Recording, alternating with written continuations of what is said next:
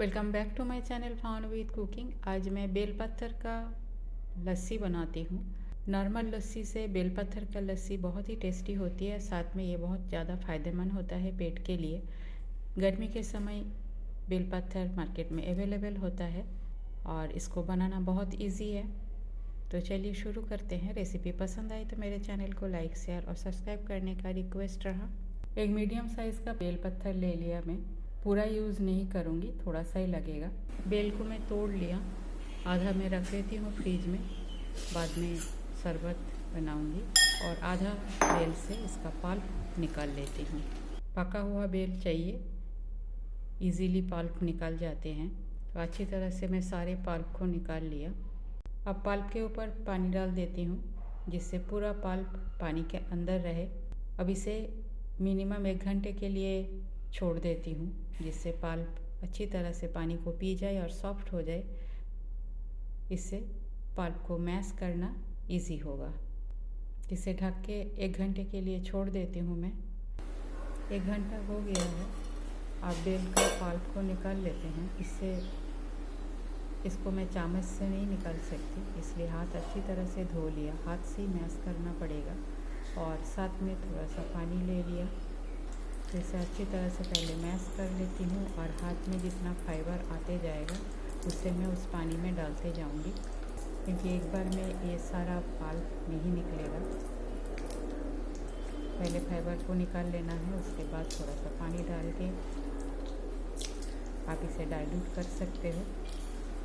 इतनी पल्प में कम से कम 10 गिलास शरबत बनेगी। तो इस फाइबर को मैं पानी में डाल देती हूँ, क्योंकि इससे पूरा पल्प अभी भी निकला नहीं है। तो पहले मोटे मोटे फाइबर को मैं निकाल लेती हूँ। अब पल्प को मैं छान लेती हूँ और यहाँ भी जितना भी आपका बीज और फाइबर है उसको भी पानी में डाल देती हूँ। बाद में सारी चीज़ों को मैं इकट्ठा करके फ्रिज में रख दूँगी। मुझे अभी फ़िलहाल 2 गिलास लस्सी बनाना है। उसके लिए जितना पल्प निकालना है उतना पल्प मैं निकाल लेती हूँ। तो कितने से ही काम चल जाएगा, फिर भी मैं मेज़र कर लेती हूँ। तो ऑलमोस्ट मेरा हाफ गिलास पल्प निकला है, काफ़ी है 2 गिलास लस्सी बनाने के लिए। और बाकी सारे पल्प को मैं निकाल के फ्रिज में डाल दूँगी। तो ये मेरा हाफ गिलास पल्प था। मैं मीठी लस्सी बना रही हूँ, इसलिए चीनी डाल देती हूँ। चीनी मैं यहाँ 3 चम्मच डाल रही हूँ। आप अपने टेस्ट के हिसाब से डाल लेना। चीनी के जगह आप गुड़ भी डाल सकते हो। पाउडर जागरी जो मिलते हैं वो इजीली आपका शरबत बनाने के लिए काम आते हैं। तो पहले चीनी का पाउडर बना लेती हूँ। चीनी का पाउडर बन चुका है। अब इसमें डालती हूँ मिल्क पाउडर। 2 चम्मच मिल्क पाउडर डाला। मिल्क पाउडर ऑप्शनल है, इसके जगह आप थोड़ा सा दूध भी डाल सकते हो। और दूध नहीं डालना चाहते हो तो पानी डाल के कॉम्पेंसेट कर सकते हो। तो इस मीडियम बोल का पूरा दही में डाल दिया और साथ में डाल रही हूँ जो पल्प मैं बना के रखी थी, हाफ गिलास। और साथ में थोड़ा सा इलायची पाउडर, कुछ आइस क्यूब डाल देती हूँ। आप बना के ठंडा करके भी पी सकते हो। बस मिक्सी में 1-2 बार घुमा लेती हूँ।